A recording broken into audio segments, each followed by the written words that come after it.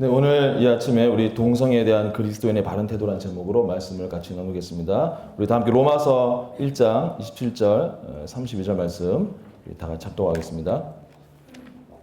로마서 1장 27절, 32절 말씀입니다. 시작. 그와 같이 남자들도 순리대로 여자 쓰기를 버리고 서로 향하여 음욕이 부릴 듯하며 남자가 남자와 더불어 부끄러운 일을 향하여 그들의 그릇 때문에 상당한 보응을 그들 자신이 받았느니라. 그들이 이 같은 일을 행하는 자는 사형에 해당한다고 하나님께서 정하심을 알고도 자기들만 행할 뿐 아니라 또한 그런 일을 행하는 자들을 옳다 하느니라. 아멘. 이번 주 지난주 초에 저희 지역교회 우리 성도님 한 분으로부터 제가 카톡을 이렇게 받았습니다. 그 카톡에 이런 질문이 있었습니다. 목사님, 왜 동성애를 교회에서 반대하냐며 그럴 시간에 봉사나 하라고 하는데 뭐라고 말하면 좋을까요? 성의사결정을 교회가 뭔데 반대하나? 한심하네요. 15세기 마녀 사냥질 하는 거죠. 그럴 시간에 봉사나 하라고 전해주세요. 이렇게 답장이 왔어요. 이런 카톡을 제가 받았습니다. 그래서 저는 오늘 이 시간 통해서 우리 지역교회 성도에게 그런 불만을 제기했던 그런 또 부류의 사람들과 또 그런 질문을 받은 우리 크리스천들을 생각하며 간단하게 오늘 말씀을 준비해 보았습니다. 아시는 바와 같이 지난주 목요일 6월 9일 날 드디어 서울시청 앞 광장에서 2015년 퀴어 문화축제 개막식이 열렸습니다. 참고로 퀴어라는 단어는 영어 단어로 우리가 원래는 이상한, 색다른 이런 뜻을 나타내는 단어지만 현재는 이제 명사로 성소수자, 레즈비언, 여자와 여자가 관계하는 레즈비언, 그 다음에 게이, 남자와 남자가 관계하는 게이, 그리고 양성애자, 트랜스젠더 등을 포괄하는 단어로 사용하고 있습니다. 올해 퀴어 문화 축제는 개막식을 시작으로 이제 메인 파티, 그리고 퀴어 영화제, 그리고 퀴어 퍼레이드까지 총 3주간에 걸쳐서 진행될 예정입니다. 지금도 진행되고 있죠. 메인 파티는 어젯밤 13일 토요일 밤 10시부터 서울 용산구 이태원의 클럽 S큐브에서 열렸고, 이제 퀴어 영화제는 이번 주 목요일부터 돌아오는 주일까지 목금토일 4일 동안 강남 신사역에 있는 롯데시네마 브로드웨이에서 진행될 예정입니다. 그리고 이 퀴어 축제의 하이라이트라고 할 수 있는 그 거리 퍼레이드는 6월 28일로 이제 6월 마지막 주일이죠. 예정되어 있습니다. 이 퀴어 축제 1회가 2000년도 연세대학교 시작됐는데 그때는 2000명이 참석을 했는데 이제 올해까지 16년 동안 이제 매년 이제 진행되어 왔는데 작년 2014년도는 2만 명이 넘는 사람들이 참석을 하면서 매년 계속 증가하고 있는 추세입니다. 이 퀴어 축제는 행사 이전부터 굉장히 아주 잡음이 끊이지 않았던 것을 우리는 언론을 통해서 잘 알 수 있습니다. 퀴어 축제는 왜곡된 성을 강요해서 대중에게 문화 폭력을 가하는 것이다 라고 주장하는 보수 진영과 혐오 세력이라는 말은 근거 없는 유언비어이고 표현의 자유가 아닌 차별이요 폭력이라고 말하는 진보 진영의 입장 차이가 팽팽하게 대립하고 있습니다. 자, 그러면 이렇게 국민 정서의 분열을 가속화시키는 이 동성애에 대해서 우리가 믿는 자로서 우리는 어떠한 자세를 취해야 할까요? 그것을 위해서는 우리가 먼저 동성애 실상에 대해서 알아볼 필요가 있습니다. 지난 2010년 11월 10일 조선일보에 특이한 전면 광고가 실렸습니다. 초등학생 때부터 동성애자로 살아오다가 29살 때 동성애 극복을 결심하고 난 다음에 그 후로 6년이 지난 그 당시에는 이제 정상적으로 이제 여성과 교제를 할 수 있을 정도로 전향에 성공한 그런 김정현 씨가 동성애자들이 말해주지 않는 동성애에 대한 비밀이란 제목으로 양심 고백을 실었던 것입니다. 이 시간 그 전면 광고에 대한 간단한 내용을 우리가 영상으로 잠시 보도록 하겠습니다. 지난달 10일 한 일간지에는 동성애자의 양심 고백이라는 제목의 전면 광고가 실렸습니다. 지금의 동성애 인권 운동이 동성애에 대해 좋아 보이는 것만 부각시키고 있다며 한 동성애 전향자가 그 실상을 폭로한 글입니다. 글 첫머리에는 남성 동성애자들의 식성에 대해 언급했습니다. 식성은 자신이 좋아하는 스타일을 뜻합니다. 동성애자의 식성은 절대적입니다. 실제 뚱뚱한 사람을 좋아하는 동성애자도 배가 많이 나온 스타일, 단순 비만 체형, 혹은 몸에 털이 많고 근육질의 베어 스타일 등 추구하는 종류가 세분화되며 이들은 자기가 추구하는 체형 외모 외에는 절대 눈을 주지 않습니다. 남성 역할을 하는 떼짜, 여성 역할을 하는 마짜 등 그들만의 특정 은어도 등장합니다. 특히 충격적인 내용은 남성 동성애자들이 이용하는 찐방 실태를 폭로한 부분이었습니다. 동성애자 찐방이라는 곳이 있습니다. 상가 지하나 외진 곳에 간판도 없이 주로 새벽에 영업하기 때문에 근처 상인들도 이곳이 무엇을 하는 곳인지 잘 알지 못합니다. 동성애자들은 이곳에서 식성에 맞는 사람을 찾아서 하룻밤에 수차례 여러 명과 성관계를 가집니다. 동성애가 논란이 되는 상황에서 이 광고는 큰 파장을 일으켰습니다. 수차례 접촉 시도 끝에 동성애의 실상을 폭로한 김정현 씨와 인터뷰를 할 수 있었습니다. 6년 전부터 동성애를 극복하기 시작해 지금은 이성애자로 전향했다는 정현 씨. 귀여운 연하남을 좋아했었다고 털어놓습니다. 보통 동성애자들이 좋아하지 않는 좀 이렇게 애기 같은 그런 귀여운 애들을 좋아했거든요. 연하? 네, 연하에. 처음에는 형이었어요. 처음에는 내가 나이가 어렸기 때문에 형이었지만 어느 정도 20대 중반 들으니까 이제 식성이 이제 확고해졌죠. 정현 씨는 취재진에게 동성애자들이 자주 접속하는 한 인터넷 사이트를 보여줬습니다. 가입 회원들의 데이트 신청이 실시간으로 올라옵니다. 동성애자들은 보통 이런 사이트를 통해 파트너를 만나게 된다고 정현 씨는 주장했습니다. 이제 바텀이라는 것은 아까 맞자, 여성 역할을 하는 동성애자, 탑은 남성 역할을 하는 동성애자, 올은 둘 다 하는 동성애자인데 올이라 그러면 대부분 바텀으로 봐도 좋아요. 자기가 이제 여성 역할을 한다는 게 말하기가 창피하니까 그냥 올이라고 얘기하는 것 뿐이지 대부분 바텀이에요. 정현 씨는 특히 신문 광고에서 언급한 찐방을 모든 동성애자들이 드나드는 건 아니지만 성병과 에이즈가 무작위로 전파되는 곳이라고 주장했습니다. 여기는 통제 불능 구역이에요. 그냥 입점 연례가 들어오면 발밑 새도록 몇 사람으로 돌아가든지 그냥 하고 콘돔 쓰는 사람도 있고 안 쓰는 사람도 있고. 과연 사실일까? 지난주 토요일 밤 취재 파일 4321 제작진은 서울의 남성 동성애자 전용 찐방 한 곳을 직접 찾아가 봤습니다. 손님이 가장 많이 몰리는 시간이라 신발장이 모자랄 정도였습니다. 언제 제일 많아요, 그럼? 제일 많은 건 토요일. 토요일? 그다음에 금요일. 금요일. 샤워실과 탈의실, 휴게실 등의 내부 구조는 여느 찜질방과 별반 다르지 않았습니다.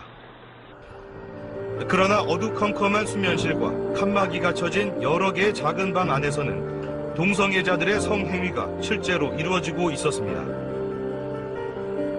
누가 보더라도 아랑곳하지 않았습니다. 이성애자들의 윤락업소 수준이라면 저도 얘기를 안 하는데 너무나 위험하기 때문에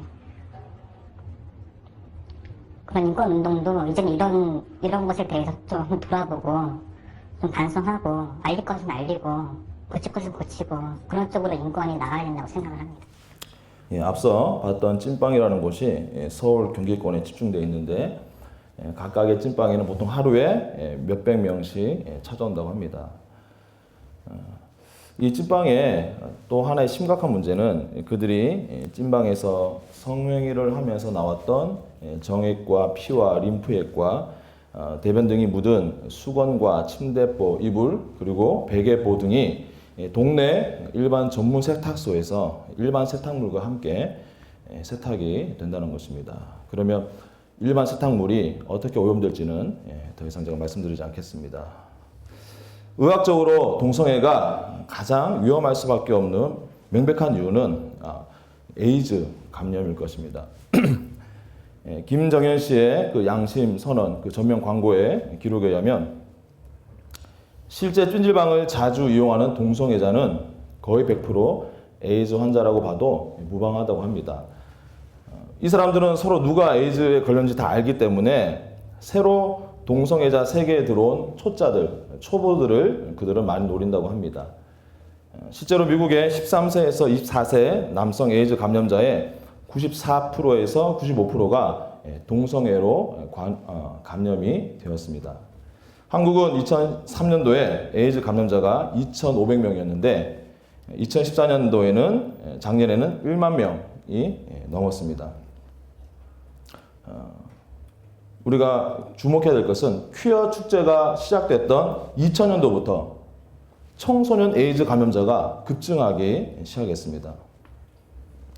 작년 10월 박원순 서울시장은 미국 샌프란시스코 지역 언론인 샌프란시스코 이그제미너와의 인터뷰에서 동성애 관련해서 자신의 입장을 이렇게 밝혔습니다. 거기서 그는 개인적으로 동성애자들의 인권을 보호해야 한다는 주장에 찬성하고 또 한국이 아시아 최초로 동성 결혼을 합법화하기를 원하며 아직 법적으로는 인정받지는 못하고는 있지만 한국 헌법은 한국의 많은 동성 커플들을 인정한다고 생각한다고 그는 자신의 의견을 말했습니다. 그러나 동성 결혼의 합법화는 심각한 문제들을 가지고 있습니다. 현재 동성 결혼 합법화의 국가들인 네덜란드나 벨기에, 덴마크, 스웨덴, 스페인, 프랑스와 같은 유럽 국가들과 그리고 캐나다, 아르헨티나, 우루과이, 뉴질랜드, 남아공 등 총 16개 국가 그리고 전체는 아니지만 주별로 동성결혼을 허용하고 있는 미국과 멕시코의 예를 보면 다음과 같은 공통적인 현상이 있는데 첫 번째는 학교 교과서에 동성 커플 부모인 가정을 이제 일반 부모와 함께 사는 가족과 같은 가정의 형태 하나로 표현합니다. 제가 이제 인터넷에서 그 글을 봤더니 이제 아빠가 한 명의 아빠가 설거지하고 있고 한 명의 아빠가 또 옷을 다리고 있고 또 엄마 그러니까 부모가 엄마 아빠 있는 가정들에 대해서 이제 초등학생 교과서에 이렇게 그림이 실려 있고 이제 제목으로 우리 가족 중에 누가 있습니까? 이런 질문들이 거기 있는 것을 이렇게 제가 보았습니다. 그리고 이제 학교에서 공립학교에는 모든 성교육 시간에는 이성 간의 섹스뿐만 아니라 동성 간에 어떻게 섹스를 하는지를 평등하게 가르쳐야 됩니다. 동성결혼이 합법화가 됐기 때문에. 둘째로 동성결혼이 합법화되면 교회에서 성경 말씀을 가지고 동성애가 죄라고 할 경우에 체포되거나 엄청난 벌금을 물어야 합니다. 얼마 전 영국의 한 목사님은 거리 설교에서 동성애가 죄라고 이렇게 설교했다가 두 가지 혐의로 체포가 됐는데 평화 위반 그리고 동성애 혐오 언어 사용 이러한 일들은 동성애 합법화되는 나라에서는 이제 법이 그렇기 때문에 경찰들도 그렇게 집행을 해야 하는 것입니다. 세 번째는 이제 사업장에서도 동성 결혼 커플을 종업원 및 고객 모두에 대해서 혜택 및 활동 대상에 포함시켜야 하고 직장 내에서 만약에 제가 얘기하다가 나는 동성 결혼에 대한 반대한다 이런 표현한 것이 이제 보스의 귀에 들어가면 그건 법적으로 그 사람을 충분히 해고할 수 있는 그런 법적인 근거가 되는 것입니다. 그러나 무엇보다도 동성결혼은 하나님께서 만드신 가정의 체계, 한 남자와 한 여자가 만나서 하나 되어서 이루는 그런 하나님의 창조 질서를 무너뜨리는 것이기 때문에 한국에서 동성결혼이 가장 먼저 합법화되기를 원한다는 것은 있어서는 안 될 일일 것입니다. 1949년에 사망한 영국의 신지학자 앨리스 베일리는 최고위급 사탄 숭배 지도자인데 오컬트나 이런 세계에서는 굉장히 아주 거목으로 그리고 그런 영웅으로 추앙받는 여인인데 그 사람은 귀신의 영감에 아주 민감한 영매였습니다. 그녀는 살아생전에 10포인트 플랜, 10대 전략이라는 책을 썼는데 그 책의 목적은 뭐냐면 세상으로 하여금 성경적 기독교를 대신할 수 있는 뉴에이지의 대체 가치 체계를 만들 목적으로 그 책을 썼습니다. 그 책의 서문에서 앨리스 베일리는 그 책의 모든 내용은 자신의 창작물이 아니라 영계로부터 직접 받고 세 마리의 최고급 악령으로부터 그 내용을 받아 쓰도록 자기는 듣고 받아 쓴 것에 불과하다. 이렇게 고백하고 있습니다. 그녀가 얘기했던 10가지 전략은 다음과 같습니다. 첫 번째, 교육 시스템으로부터 하나님과 기도를 제거하라. 두 번째, 아동들에 대한 부모의 권위를 축소시켜라. 세 번째, 기독교적 가정구조를 파괴하라. 네 번째, 프리섹스 사회를 만들라. 낙태를 합법화하고 용이하게 하라. 다섯 번째, 이혼을 쉽게 만들고 합법화하라. 평생 결혼의 개념으로부터 사람들을 해방시켜라. 여섯 번째, 동성애를 대체 생활 방식으로 만들라. 일곱 번째, 예술의 품격을 떨어뜨려 미친 예술이 되게 하라. 여덟 번째, 미디어를 활용하여 반기독교적 가치를 선전하고 인간의 사고방식을 바꿔라. 아홉 번째, 종교 통합운동을 일으켜라. 마지막 열 번째, 각국 정부가 이러한 내용을 법제화하게 하고 교회가 이런 변화들을 추진하게 하라. 여러분, 우리는 이것을 볼 때 절대로 동성애가 자연스러운 현상이라거나 또는 나는 태어났을 때부터 타고나서 나는 그랬으니까 어쩔 수가 없어 라고 말하는 유전적이라는 것이나 또는 동성애라는 것은 그냥 잘못되고 틀린 것이 아니라 그냥 우리하고 다른 것일 뿐이라고 우리는 결코 말할 수가 없습니다. 하나님을 믿는 성도들은 동성애의 결과나 그 열매들, 현상들 때문에라도 물론 우리가 반대할 수 있지만 무엇보다 하나님께서 철저하게 금하는 죄라고 성경에서 말씀하고 있기 때문에 우리가 인권이란 미명하에 그것에 동의할 수가 없는 것입니다. 구약 성경 레위기 18장 22절에서 25절 말씀에 이렇게 말씀하고 있습니다. 너는 여자와 동침함 같이 남자와 동침하지 말라. 이는 가증한 일이니라. 너는 짐승과 교합하여 자기를 더럽히지 말며 여자는 짐승 앞에 서서 그것과 교접하지 말라.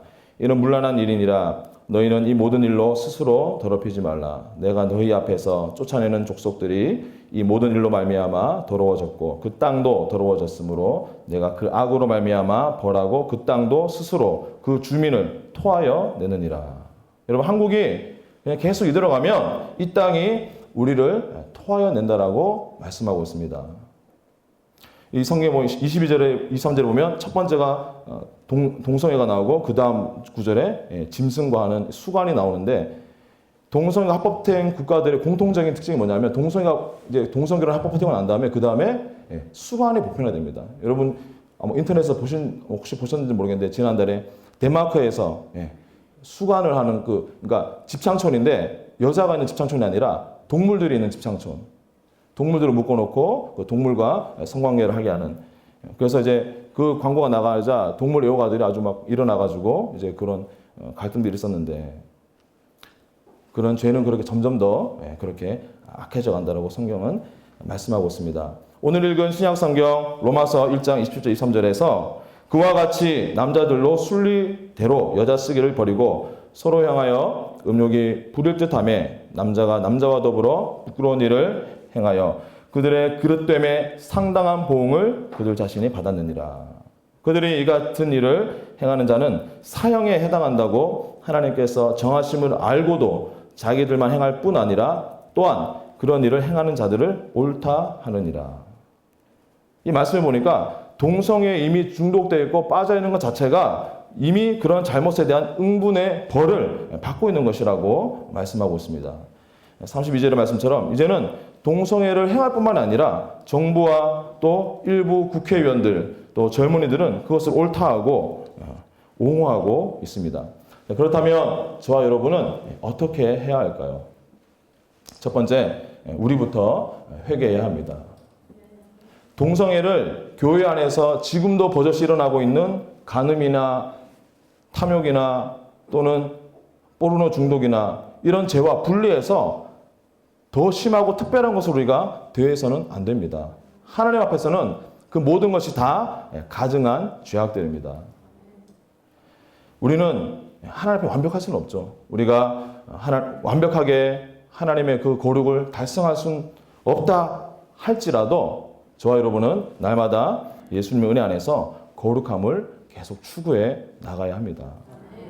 두 번째, 우리는 예수님께서 죄인들을 위해서 십자가에 죽으셨다는 것을 잊지 말고 동성애자들에게 가장 필요한 것은 예수님을 만나는 것을 우리가 기억하면서 그 동성애자들을 향해서 우리가 은혜의 통로가 되어야 될 줄 믿습니다.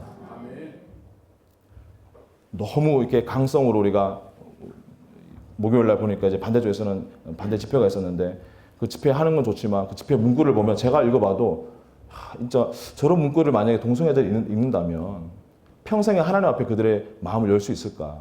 너무 그들을 비방하고 혐오하고 그런 우리가 그렇게 물론 우리가 법안 처리나 이런 것들은 막아야 되지만 우리가 그 방법에 있어서 우리는 그 영혼들을 긍휼히 여기고 은혜의 대리자가 되어야 할 줄 믿습니다.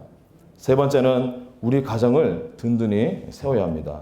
가정이 건강하면 여러분들의 자녀가 한 사람의 건강한 남성, 한 사람의 건강한 여성으로 자라서 행복한 가정을 이룰 수가 있습니다. 네 번째, 우리는 행동해야 합니다. 우리는 교회 안팎에서 힘을 쏟아부어서 동성 결혼 논쟁이라든지 동성애 논쟁에 대해서 영향을 끼쳐야 합니다. 퀴어 축제 때마다 이번 2015년도 마찬가지입니다. 이 주최 측의 목표는 오직 한 가지입니다. 차별법 제정을 하는 것. 차별법이 뭡니까? 이제는 어떤 직장이나 학교나 뭐 어떤 공동체에서는 피부색이나 성별이나 또는 장애인 여부나 그리고 마지막에 하나가 딱 들어갑니다. 성적 지향에 따라 성 정체성에 따라 차별하지 못하게 하는 것. 그게 아까 제가 얘기했던 동성결혼 합법화와 거의 비슷한 것인데 그것을 계속 제정하는 것. 그리고 동성 간의 성관계를 금지한 군대 내에서 남자끼리 성관계를 하면 안 된다라고 지금 기록하고 있는 군형법 92조 6항의 폐지를 매년마다 그들은 외치고 있고 또 그것을 목표로 하고 있습니다. 우리는 정치가들이 국민들의 뜻을 잘 이해하도록 반영할 수 있도록 SNS라든지 편지라든지 이메일이라든지 전화 그리고 우리는 투표를 통해서 가능한 모든 수단을 사용해서 우리는 정치인들에게 하나님의 뜻에 기반으로 한 영향력을 우리는 행사해야 합니다. 이번 서울시청 퀴어 축제도 그 포털 사이트 네이트에서 조사해 보니까 96% 일반 국민들의 96%가 반대하는 이 행사를 허용한다는 것은 말이 안 되는 것이죠. 마지막으로 우리는 이 나라를 위해서 울며 하나님을 찾아야 합니다. 역대하 7장 14절에 내 이름으로 일컫는 내 백성이 그들의 악한 길에서 떠나 스스로 낮추고 기도하여 내 얼굴을 찾으면 내가 하늘에서 듣고 그들의 죄를 사하고 그들의 땅을 고칠지라. 우리 믿는 사람들이 깨어서 부르짖을 때 이 땅에 하나님의 영이 충만하게 임하고 예수님의 십자가의 보혈이 덮이게 될 것입니다. 바로 그때 우리는 이 땅의 치유와 거룩과 그리고 회복은 시작될 것입니다. 오늘 이 시간부터 날마다 저와 여러분은 우리 자신뿐만이 아니라 이 땅을 위해서 기도하는 우리가 되기를 주의 이름으로 축원드립니다. 이 시간 우리가 함께 약할 때 강함 되시네라는 복음성가를 찬양하면서 헌금하는 시간을 가질 텐데 여러분 이 약할 때 강함 되시네 이 찬양이 어떻게 쓰여진 찬양인 줄 아십니까? 영국의 유명한 찬양 인도자 데니스 저니건이라는 사람이 예수님의 십자가의 복음의 능력으로 수십 년 동안 중독되어 있었던 동성애에서 자유케 되고 예수님 때문에 치유받고 난 다음에 자신의 온 마음을 담아서 1989년도에 이 찬양을 만들었습니다. 그리고 이 찬양이 울려 퍼지는 곳마다 수많은 치유와 회복의 간증들이 쏟아지게 되었습니다. 동성애를 비롯한 모든 중독과 죄악은 오직 예수 그리스도 십자가 은혜로만 우리는 해결받을 수 있습니다.